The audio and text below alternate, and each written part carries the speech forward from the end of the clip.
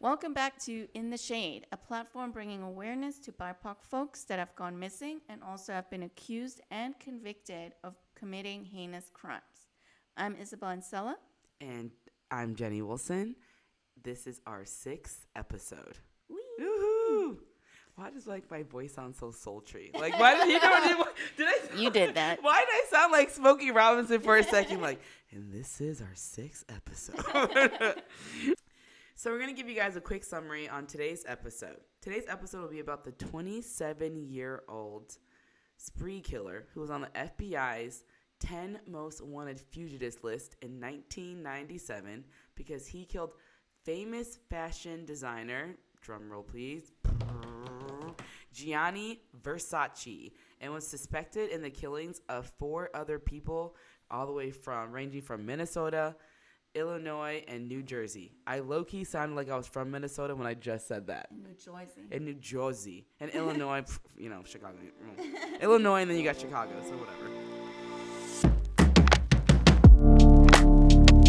All right, so today's episode is about Andrew Cunanan. Ooh, Andrew Philip Cunanan was an Asian American born in National City, California on August 31, 1969, to a Filipino father, whose name is Modesto Cunanan, who was a Navy veteran who turned into a stockbroker. Okay.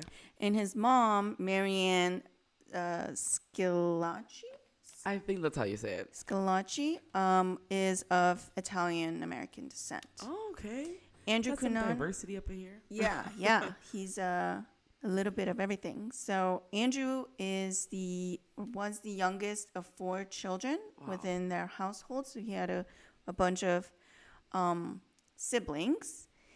But Cunanan, as the youngest child, was coddled from a really, really early age by both of his parents. Mm-hmm. And he was also taught the importance of brand names by his father. And so he coveted magazines like Vogue and Vanity Fair. Really into those brand names and fashion and stuff like that. I see where we're going. Okay. But beyond that, his parents really favored him. And when they moved into a new home after the dad got a better job, his parents actually also let him have the master bedroom in that home, which also had its own bathroom. And that was he wasn't even a teenager yet. He was still a young child. My mom and dad would never. Yeah. Would never. I mean, my mom did that for my sister and I, but we had to share. Okay, see, that's what my sister did for her 2 kids. They're shit, but they share it. You see what I'm saying? So but from my sister, my mom would but be just they would not do that just no, for me. just for me. My mom would be like, who the fuck you think you talking to? She'd be like, you out of your rabbit ass mind. You don't pay bills yet. Yeah. But yeah, they really wanted him to have a great upbringing.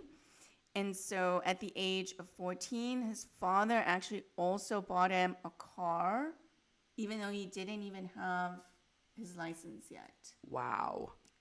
I always got hand-me-down cars, in my house. I always got the old ones. And then Cunanan was really, really smart. So he was a bright kid, which might be one of the reasons why his parents coddled him like that. Oh, that makes sense. And he had an IQ of 147, making him incredibly bright for his age. Crazy smart. Yeah. And they then enrolled him, or he applied and he got in, but he attended the Bishop's School in Loyola, California, which is a private school. Wow. Where most of the other students came from families that were a lot wealthier than he was. Holy cow. And it's the school and the car and the bedroom are just a few of the examples that we have today that really showcase that he was favored a little bit by his parents over his siblings, because his siblings didn't go to private or prestigious schools either. Sorry, I had hair. Sorry. think That's of what you Lola's. get for kissing Stevie. I was like, I think it may be Lola's hair. I find that shit everywhere. But I cannot imagine like how awkward that is for the siblings, for like one to favor the other. My parents never really did that growing up, but then again, my sister and I barely grew up in the same household because as soon as I was born, my sister was like that same because I was born in 92, and then in 93, that year my sister was graduating high school and going off to college. So like there was really hard to like favor, you know what I mean? But I can't imagine if my parents did that. That's so messed up. Yeah.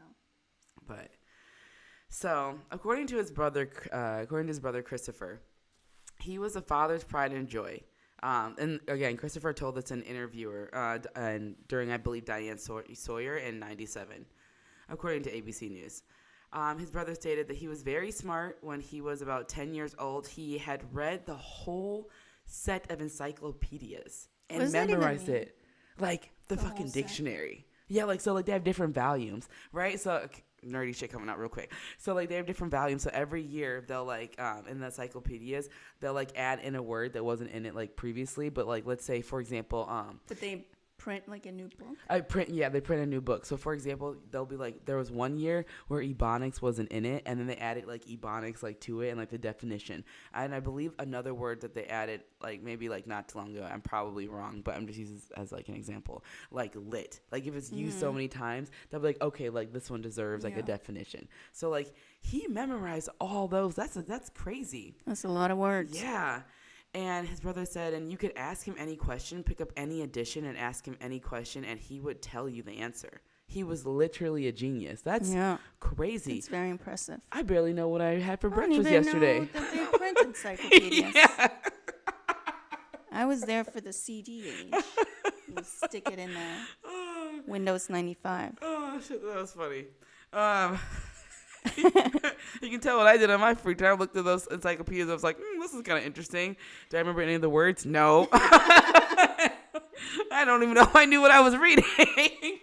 But anyways, another like interesting part about this guy was the FBI painted Cunanan as a highly intelligent and dangerous man who desired a life of luxury. I don't know about you, but I feel like that's a lot of like words that just don't go together. And I just thought that description was kind of fascinating. But going back to the California native, could speak 2 languages, but dropped out of college. He wanted success, but did not want to work for it. Like, story of everyone's lives. Like, everyone wants to wake up and be a billionaire. Like, you know what I'm saying? But to know that he was, like, that smart and didn't want to work hard is kind of crazy, right? Yeah, it's like, such a waste. Yeah, it's so such sad. a waste of talent, you know? Mm-hmm. But it's very indicative of his...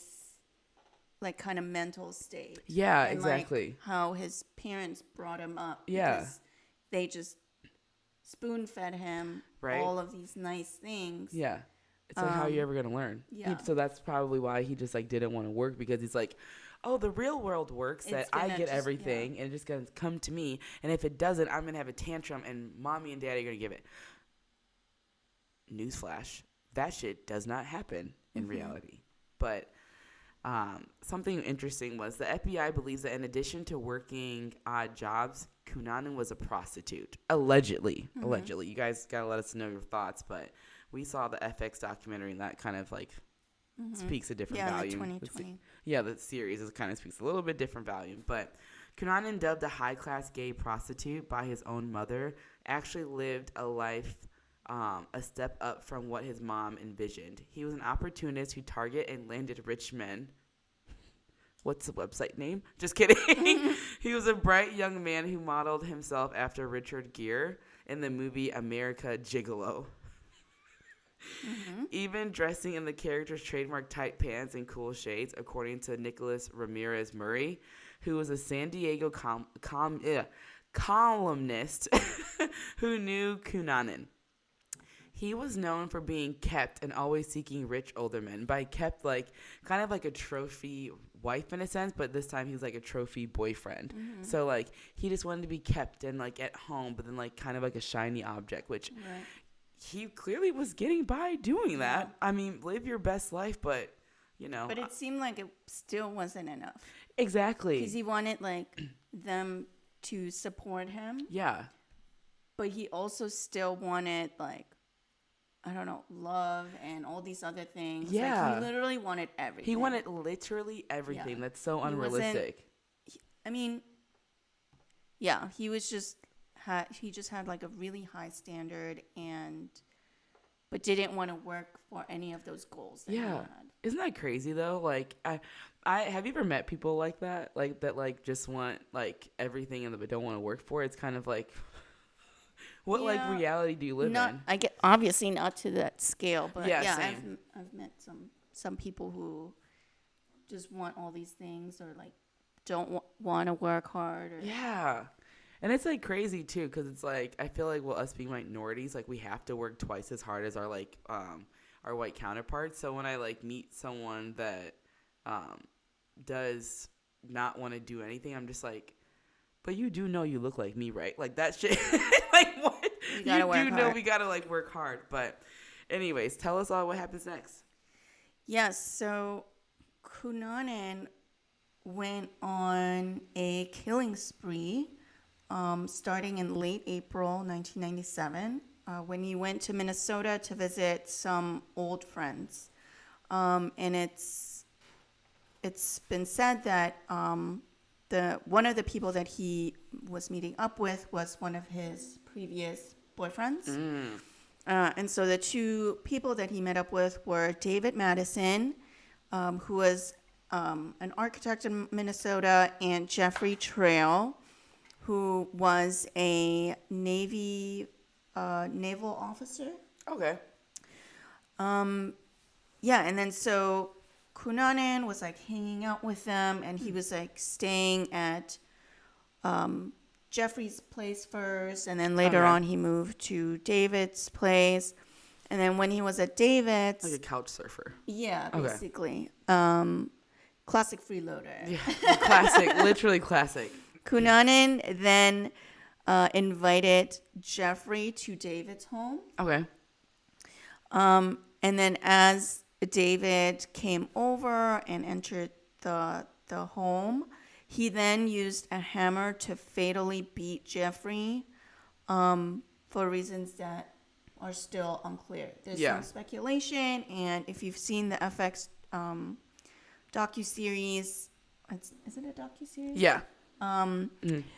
It's a little, they have some reasons in the show, but the FBI says there are no clear reasons. Yeah. They're all just like really allegations in that like docuseries, which I did think was like they did. Yeah, it made for a good TV, TV show show, that yeah. was easily bingeable and crushable. Yes, it was Yeah. very I easily watched that digestible. in 2 days. Yeah, right. It's crazy because it's like you're like, I want to know what happens next. It was so good. Oh my gosh, I'm happy you liked it. Yeah. It was good. It was. If you haven't seen it, please see it. Yeah, and then so he killed Jeffrey in David's home, and then a couple of days later, Cunanan shot and killed David and dumped his body near a lake in Minnesota. And so that's his second victim. Okay. And then in May, Cunanan he like traveled up to Chicago from Minnesota. Okay.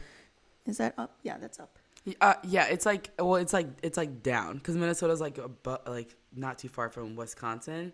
It's really fucking weird how the Midwest is set up. Yeah. So you like drive down, like I'm assuming he would drive down through like Wisconsin because Iowa's like over here, and then like down through like to Illinois. Anyways, but you're on the right track. So he drove from Minnesota. I'm like about Chicago. to go through a whole fucking map. I don't know geometry. Why was I about to like straight up like drawing you a map? Well, actually, technically, you like fuck that shit, whatever. But she got the gist of it. Cunanan traveled from Minnesota to Chicago, and that's where he committed his third murder. And this is now in May. And so once he got to Chicago, he met up with Lee Miglin, who is a real estate developer and wealthy businessman. I remember in the that. Chicago area. Yeah, I remember that. And he ended up stabbing Lee Miglin and killing him. And on top of that, he like taped his head with like duct tape, except for the nostrils, so he could still technically breathe. And then he like stabbed him multiple times and broke all of his ribs. Yeah, so it was a very active and brutal murder. But he was like so tiny too. Like he Yeah. wasn't like this huge like 6'7" guy that's able to break ribs. You know what I'm saying? Like that Yeah, takes a lot of force. He was like 5'5". Yeah. But yeah, it just shows how convincing he was to be able to get this man to like let him tape up his head and stuff like that. Cause did you read the article about how they said that he like did this to people because it was like his like sexual fantasy?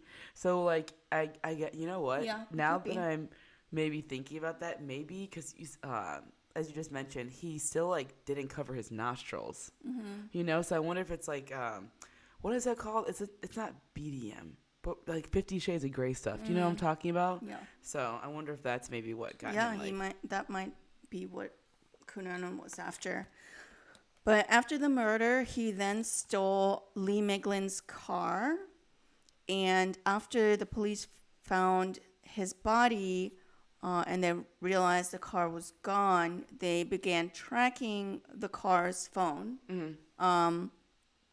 And luckily, Cunanan had been using the phone, so it was like pinging cell towers. Oh, and also shit. note, this was 1997, I was gonna say, when not everyone had cell phones or Yeah. anything like that. So there was a phone attached to the car, like a phone. Oh with yeah, like they came with a a car. cord. Yeah, for those like people like Yeah. anyone's a millennial and up knows what we're talking Yeah. about. But Like a literal phone. a little like phone like in the car. It was like cool back in there. Yeah. We never We had never one. had That. one. I was like, we never had one. You know what I'm saying? But yeah. But it always seemed cool. It always seemed very cool. Yeah. No, that's crazy though. Oh my gosh. Yeah, I mean, they began tracking his phone or the car's pinging, and at some point, I think word got out that they were tracking him like that. yeah. And so he then ended up ditching the car, and then that kind of leads to probably the next murder. Wow. Okay. This guy was booked and busy, huh? Mm-hmm. So he killed William Reese, a 45-year-old cemetery worker in New Jersey. Less than a week later. Interesting. Authorities believe Cunanan targeted Reese so that he could steal his truck, which we could see because he stashed the other one, the previous one, because they were tracking him by phone, which is interesting. But there wasn't really a need to like kill him. Yeah, there was a need to kill him. You could just like stole the truck yeah. and like gone about your way, which is like really weird.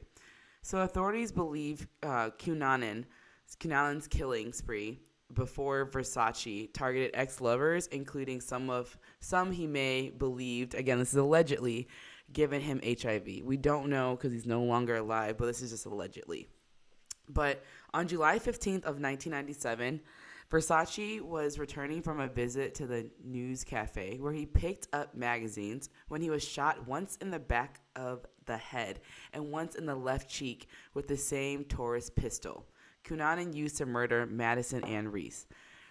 But why like such in a public place? Because do you remember in that documentary, like Versace would go there like almost every day to get his like newspaper and whatever, and it's just kind of like, but it's public and he's fucking Versace, so everybody knows what he looks like. And it's like in the daytime. It's in the daytime. Like it wasn't like very discreet. You know what I mean? Yeah. Like it's almost kind of like he was so smart. He was arrogant. Like he knew that he could like just get away with it, but I don't know. It just kind of is very bizarre. Yeah, he definitely or maybe he just wanted that to be his like claim to fame. Yeah, you know what? I think that's Everyone's right. seeing me. Because It's I like, killed Versace. yeah. You know what I mean? Kind of like type of thing. I didn't need to like wiggle my shoulders like that, but whatever.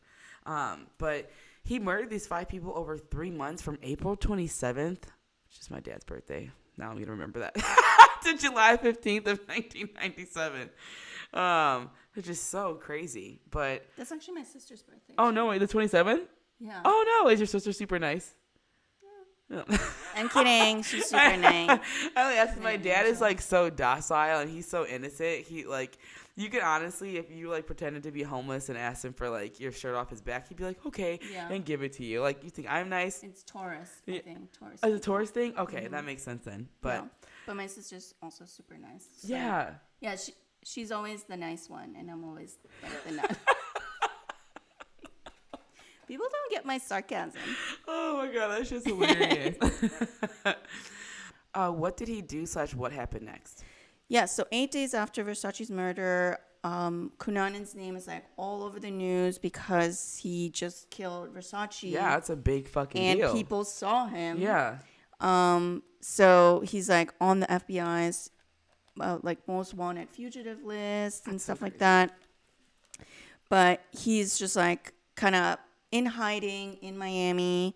But then after a while, he started staying in a houseboat that was actually just 3 miles north of Versace's Miami Beach mansion where he killed him.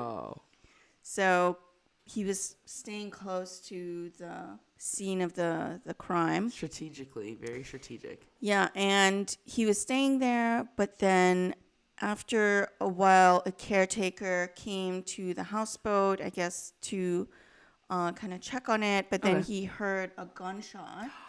You think he probably heard him coming, maybe? Yeah, and thought it was the feds. Or maybe he heard, like, I don't know if he heard the caretaker come in or he was just spooked or something. Yeah. But the caretaker heard a gunshot while checking on the seemingly unoccupied houseboat. But when he heard it, he like ran out and he called the police right away. Oh my gosh. And then the SWAT team and like all the news casters like came to the area and they threw tear gas into the houseboat. Oh shit. Yeah, they went all in. And then they apparently like 12 hours later like ended up going in, and then they announced that they had found the body of Andrew Cunanan. So Cunanan shot himself with the same gun he used to kill the other Versace. murders? Oh, snap. Yeah, Okay. all the other murders. And unfortunately, he did not leave behind a suicide note. How motherfucking dare you kill Versace and not leave a suicide note? I know. Like, we want to know why you did that. Because that was so weird. Or any of the murders. Any of the murders, yeah, any of them. But why did you get, like, how are you going to, like, not, like, leave us with nothing? So many people are going to speculate so like, much shit. Did you know him? Yeah. Did And even, like, have an affair or something? Exactly. So it's kind of just, like, it makes you wonder, like, what exactly was his motive, right? Yeah. So 20 years after the murder, Cunanan's motive is still unclear, as we just, like, were talking about, because he didn't leave anything behind. We have no idea but speculations. The FBI believed that Cunanan may have been seeking revenge on former lovers or clients who may have given him HIV, allegedly. This is not something we can confirm or deny because he's no longer present. So I read an article that like somebody from the like a San Diego AIDS counselor came out of the woodworks and was like, he asked me a lot of questions about AIDS and was saying things like, if I find out who did this to me, I'm going to get them. But this is also just like a person. Yeah, that, like, an allegation. No, I feel you. That's like, it's so interesting. Cunanan and Versace did not know each other like that, according to People, like magazine and stuff, although they may have briefly met prior to killing. I read an article that was a conspiracy theory that said they really knew each other. It was like an in-depth, like very depth level. And then I met another one that said that they met at like an opera and it was like by passing, you know, because this guy was a kept guy and also like allegedly a prostitute, or I guess you could say like, what do they call it? An escort. An escort, yeah, an escort. I almost said baby daddy, but I meant escort. So like, you know, we don't know, but and yeah, Cunanan allegedly first met fashion designer. This is just like one of the times that we, at least, it's been consistent of all the articles and research that we've done. this is, I would say, to be fair, the one situation that kept reoccurring. So Cunanan allegedly first met fashion designer Gianni Versace in San Francisco in October of 1990. When Versace was in town to be fitted for costumes, of course, that were designed by him for the San Francisco Opera production of Richard Strauss opera Capriccio. Although Versace's family has always denied that the two men ever met, federal investigators believe Cunanan may have been targeting gay men. Versace had a longtime boyfriend, Antonio D'Amico. So the A is silent. No, it's D'Amico. D'Amico. D'Amico. That's not D'Amico. No, I don't know. Because there's an apostrophe. Oh, okay. I never know, so I'm just trying to be politically correct. D'Amico, yep. Okay. I'll just say Antonio D. How about that? Antonio D. But yeah, that again, those are just allegedly. We don't know, for sure what exactly happened, but that's just like based on like our sources said. It's still kind of crazy to think about how like such a huge legend like Versace was murdered, but I'm happy that his family continues to like live, continue to keep his name alive, because that part's really interesting. And like just because he was such a genius, and still to this day, like the Versace mansion is still like people book there to stay. It's still like rented out for like hotels, parties. I don't think the Versace, I don't think like the sister or the family owns the mansion. No, they don't. No, I think they sold it. Yeah, but it's still really cool that like people still stay there, they visit, and you can still go and see how like Versace lived and just how like his interior design and just like him as a person, which is like such a vibe. But that pretty much concludes the rest of our episode. But yeah, it's kind of interesting to do more so on Versace, on like Versace's quote unquote killer, Andrew Cunanan, versus like it just being about Versace, because a lot of people don't know that he was an Asian American, you know. Yeah, and his dad was from the Philippines, and he actually like abandoned the family at some point and like went back to the Philippines. So crazy. Which is I'm sure also had an effect on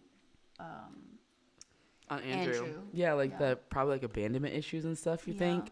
Yeah, and probably that could also be another like rabbit hole I could go down, is that he had like abandonment issues, and that's why he was wanted to be like kept. Because like when you're kept, you're just like at home, like taking care of the house. I don't even think he was really taking care of the house, but literally just like an escort type of thing. But it's just kind of crazy he didn't leave like a suicide note or anything. Like, you know what I mean? It would have been helpful for a lot of people. I know. Yeah. It would have been nice to if just understand. Yeah, if he would have like just done that. But that concludes our 6th episode. Thank you for listening, and again, like and subscribe on your desired podcast stream. Yeah, and leave us a review. Yes, leave us a review. We got one, and we're so excited about it. So excited. Thank you. From like Lex Master Funk. Lex Master Funk. Thank you, Lex Master Flunk, for leaving us a review. We will print it out and put it on our wall and frame it. And just like frame it like, our first review, yes!